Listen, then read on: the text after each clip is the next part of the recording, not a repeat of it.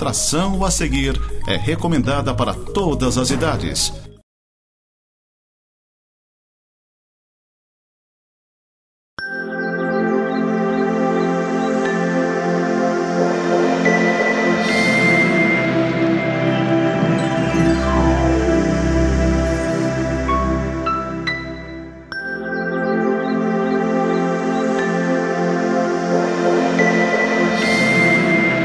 Graça e paz, queridos irmãos, sejam bem-vindos a mais um programa Semeando para a Vida Eterna, programa da Igreja Presbiteriana de Lages.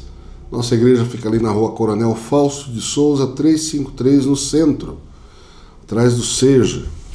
Você é o nosso convidado para as nossas programações. E como a gente já vem divulgando nos outros programas, nós temos novas programações. Temos no domingo, 9 horas da manhã, agora culto.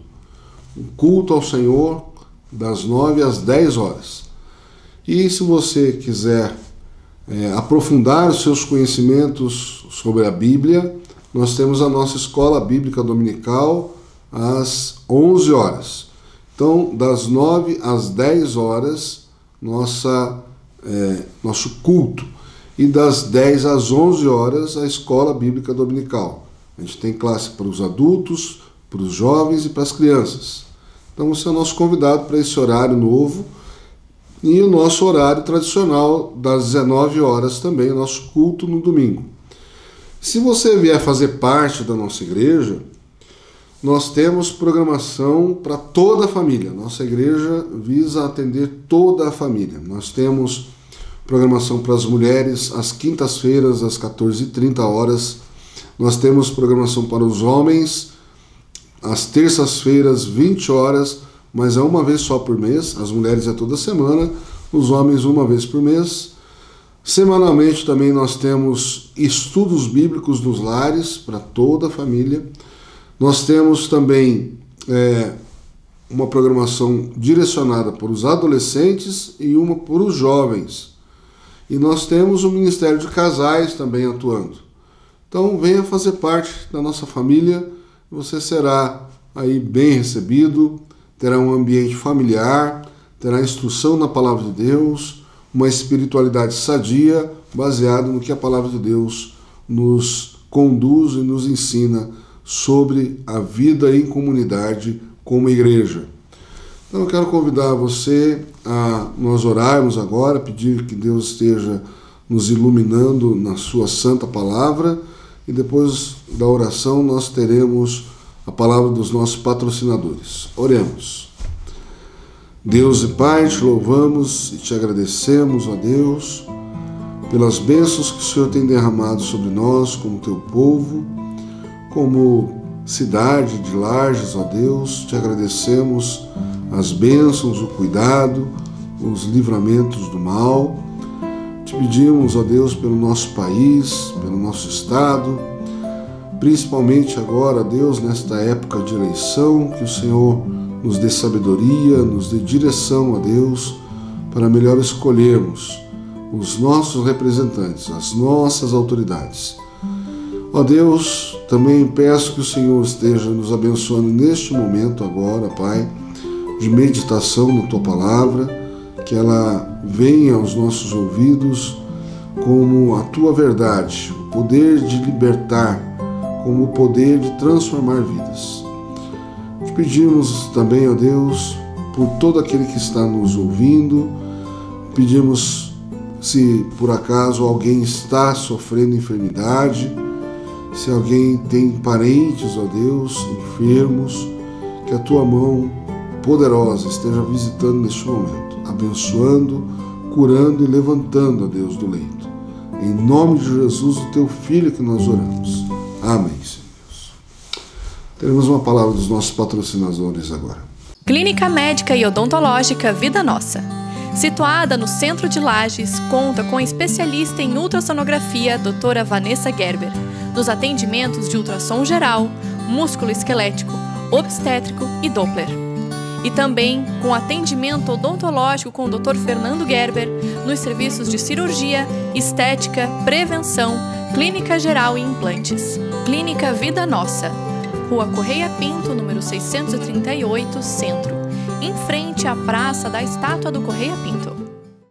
Queridos, nós temos meditado na Palavra de Deus no livro de um profeta do Antigo Testamento, um profeta considerado profeta menor por causa do tamanho do livro, mas a sua mensagem é poderosa porque o próprio Deus atua, né? O próprio Deus lhe dá esta palavra e essa palavra se cumpre de modo maravilhoso na vida do povo de Israel e tem consequências para nós até hoje. Então hoje nós vamos ler o livro do profeta Miqueias, no capítulo 7, eu vou ler dos versículos 8 ao 13. E eu peço que você acompanhe essa leitura que passo a fazer agora. Diz assim: Ó inimiga minha, não te alegres a meu respeito. Ainda que eu tenha caído, levantar-me-ei.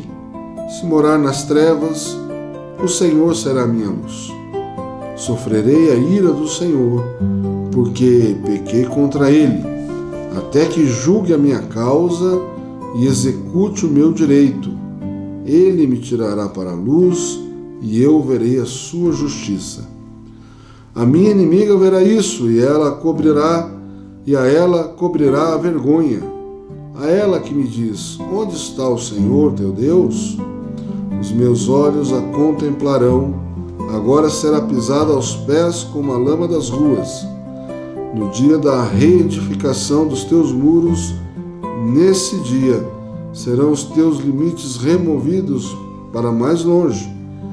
Nesse dia virão a ti desde a Assíria até as cidades do Egito, e do Egito até o rio Eufrates, e do mar até o mar, e da montanha até a montanha. Todavia, a terra será posta em desolação por causa dos moradores, por causa do fruto das suas obras. Amém. Já dizia Sócrates, né, que o grande inimigo que nós temos a vencer é o nosso próprio inimigo, somos nós mesmos. O grande Sócrates, pensador grego, né, ele já detectava e já expunha que a grande luta que nós temos não é contra o outro, é contra nós mesmos. A palavra de Deus também expressa alguma coisa nesse sentido quando diz: maldito o homem que confia no homem. Ali não está expressando que nós não devemos confiar no outro, mas quando nós colocamos a nossa confiança na nossa força, na nossa inteligência, nos nossos planos, então nós somos malditos por isso, porque confiamos em nós mesmos. Nós devemos confiar em Deus, devemos buscar Deus. E Deus é maravilhoso, é todo-poderoso, é longânimo, é benigno, mas é justo. E a justiça de Deus, quando nos alcança, é para o nosso bem, é para punir o pecado e visa o bem daquele a quem ele busca.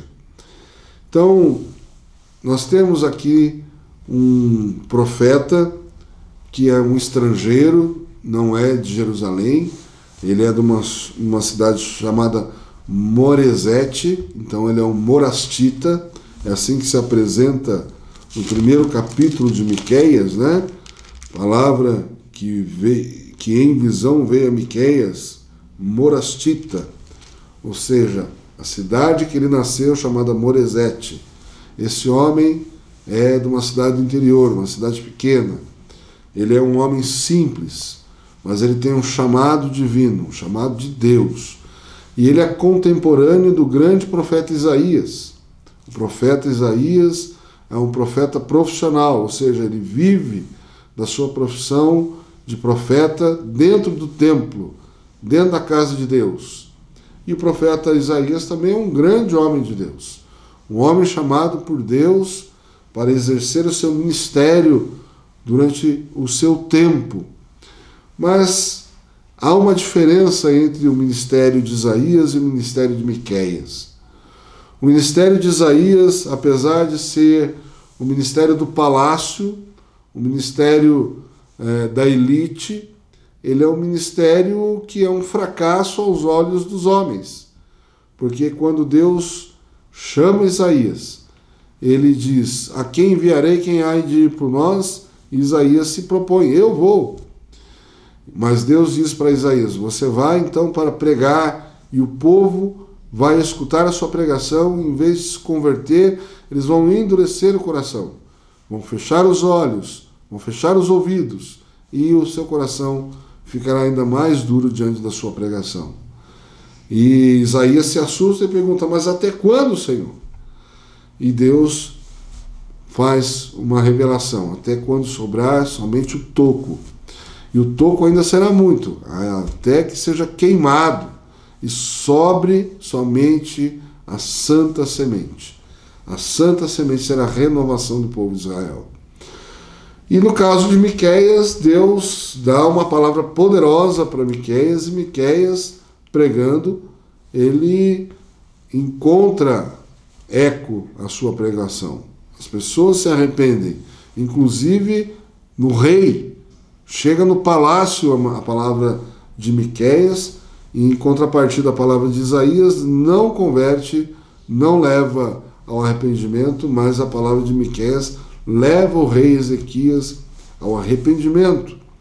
Então, veja que não é o tamanho, não é a sua procedência que vai mostrar a glória de Deus, a efetividade da palavra de Deus. Mas Deus escolhe e trabalha como quer, com quem quer. O Espírito Santo de Deus também age da mesma forma. Então, quando começa esse texto, no versículo 8, Miqueias está tomando a palavra como se ele fosse a própria Jerusalém. Ó inimiga minha, não te alegres a meu respeito. Ainda que eu tenha caído, levantar-me-ei. Quem é essa inimiga minha? Como nós dissemos aqui no início, né? Com o pensador grego Sócrates, ele diz: o nosso inimigo, o nosso pior inimigo, somos nós mesmos. Então a própria Jerusalém está dizendo: ó inimiga minha, não te alegres a meu respeito. A inimiga de Jerusalém é a própria Jerusalém. A inimiga de Jerusalém é aquelas a quem a palavra está sendo dirigida dentro dos seus muros. Os sacerdotes, os religiosos, todos eles conhecem a palavra de Deus, só que não vivem de acordo com ela. São homens que deturpam a lei. E Jerusalém expressa isso. E quando vem a palavra de Deus, dizendo: ó inimiga minha, como se fosse Jerusalém falando sobre si mesma, ainda que eu tenha caído, levantar-me-ei, se morar nas trevas, o Senhor será a minha luz.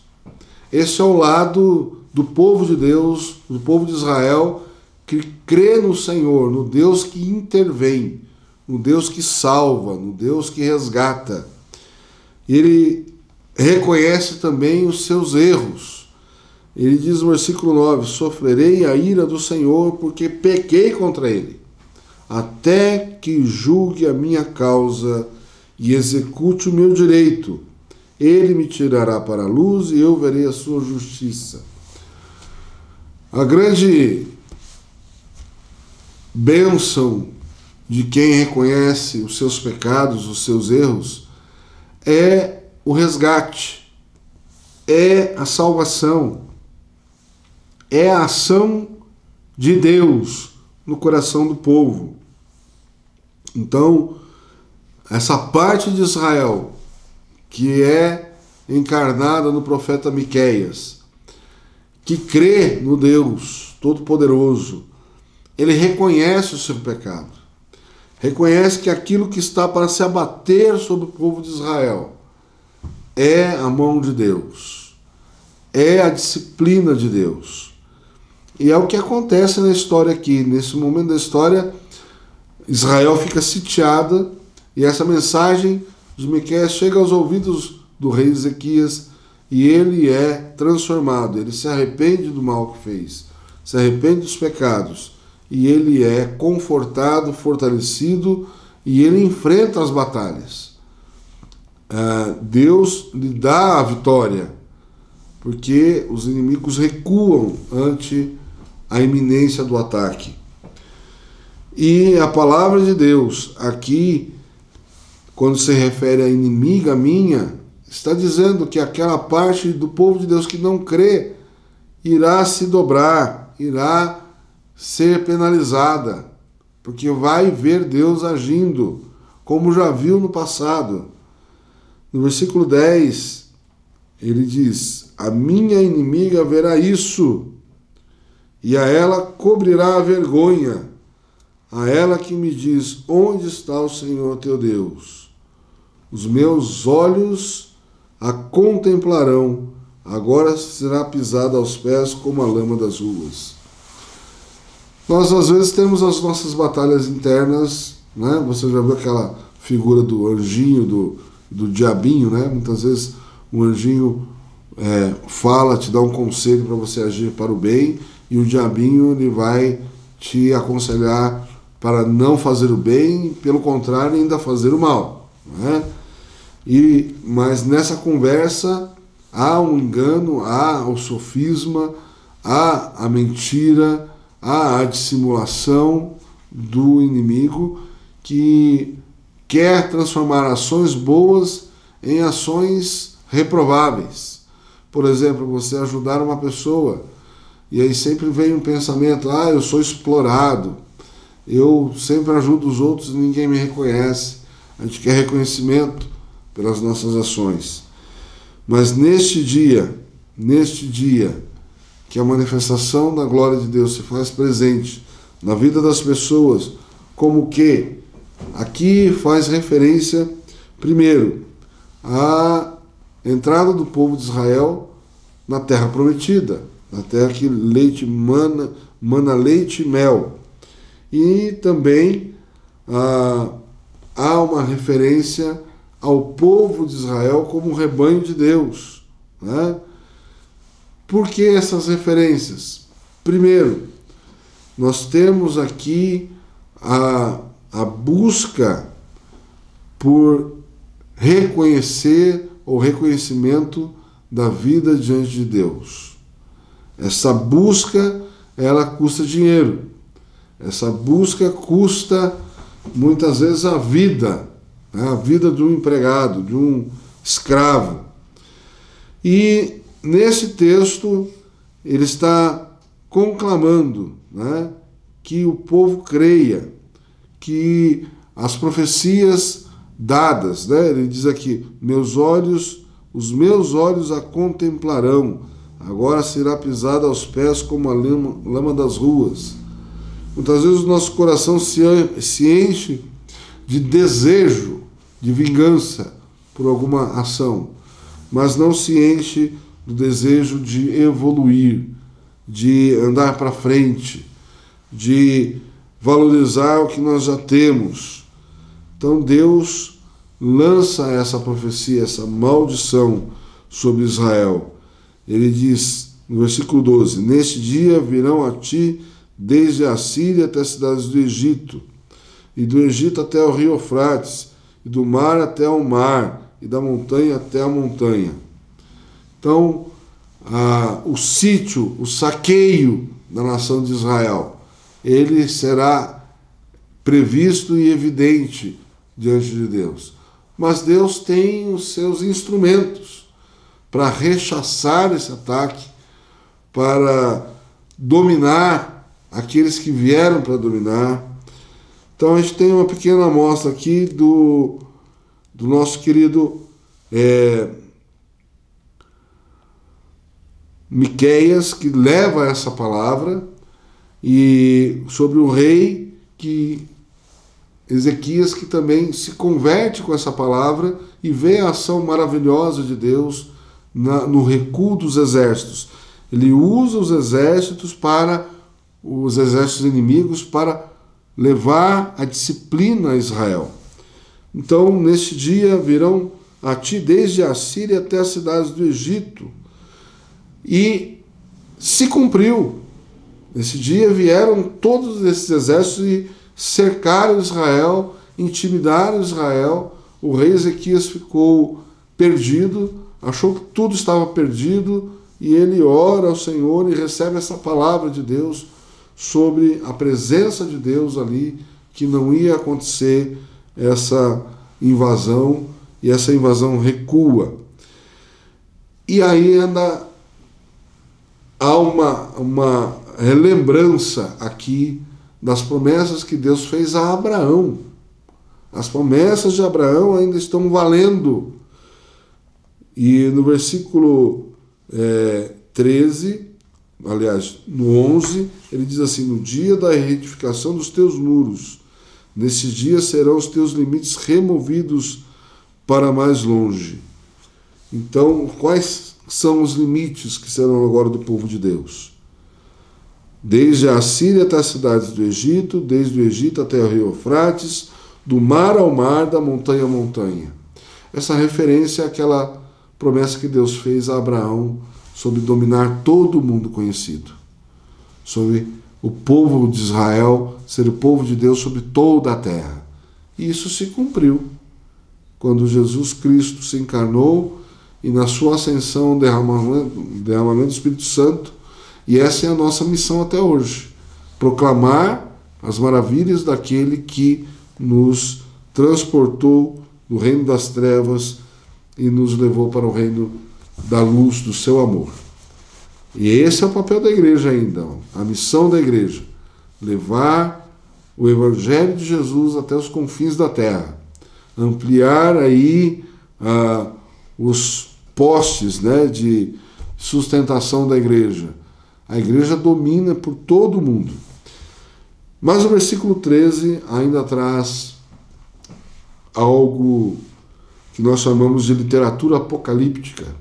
Ele diz assim: todavia, a terra será posta em desolação por causa dos seus moradores, por causa do fruto das suas obras.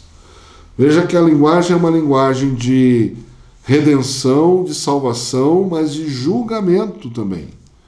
Quem estiver fora das paredes da igreja, onde as estacas da igreja, do muro da igreja, cercam, ali será o sofrimento, ali será a morte, ali terá o ranger de dentes, né? Então, por quê? Porque o próprio povo buscou isso. A própria criação, o próprio ser humano buscou isso. Então, temos aqui uma profecia do reino de Deus que chega, se expande, domina, mas também nós temos o juízo de Deus presente no meio do povo de Deus, né? O juízo de Deus abarca a bênção da terra prometida, a bênção da vida após a morte, mas também traz o juízo de Deus. Isso não fica impune, né? Não fica impune. Então, queridos, nós queremos encerrar essa meditação dizendo que todas as coisas têm o seu tempo, né? Tem o tempo das coisas e as coisas do tempo. Mas o que chegamos à conclusão é que Deus é o Deus de todos os tempos, de todas as coisas. Ele sabe, né? Uma profecia que foi dada 800 anos antes de Jesus nascer. Uma profecia também que conclama o povo a andar com Deus. Aliás, a tradução do nome Miqueias é andando com Deus. E nós temos aqui também um panorama de que o Evangelho, quando ele chega na nossa casa, na nossa vida, ele gera também um desconforto, gera um antagonismo. Por quê? Porque o que é antagônico ao que é bom, o que é puro, o que é saudável, é tudo que é ruim, né? E tudo que é ruim vai se opor ao bem que Deus tem para nós. Porque o próprio Jesus foi morto, açoitado, sem ter nenhum pecado, sem ter nenhum ministério que estivesse ali em evidência naquele momento, capaz de fazer sombra para a religiosidade de Israel, né? Mas esse ministério foi tão efetivo, tão autêntico, tão capaz, que mesmo depois da partida do Senhor Jesus, com o derramamento do Espírito Santo, aí ele se abrem-se as portas, eles saem daquele lugar que eles estão orando, como um só povo, e a partir daquele momento que eles erguem a voz para louvar a Deus, contar as maravilhas de Deus, as pessoas que estão ali entendem na sua própria língua, mais de 21 etnias. Hoje em dia nós chegamos tão incrédulos num lugar que a gente nem presta atenção para ver se Deus está falando, a gente quer ouvir na nossa linguagem, na nossa voz, do nosso jeito, mas Deus tem algo para cada um de nós. Deus tem um propósito para cada um de nós. E o propósito dele é, como diz o nome Miqueias, que andemos com Deus. Vamos ver maravilhas extraordinárias ainda, mas o nosso propósito, o propósito da palavra de Deus é andar com Ele. Deus abençoe a sua família, Deus abençoe e até o nosso próximo encontro.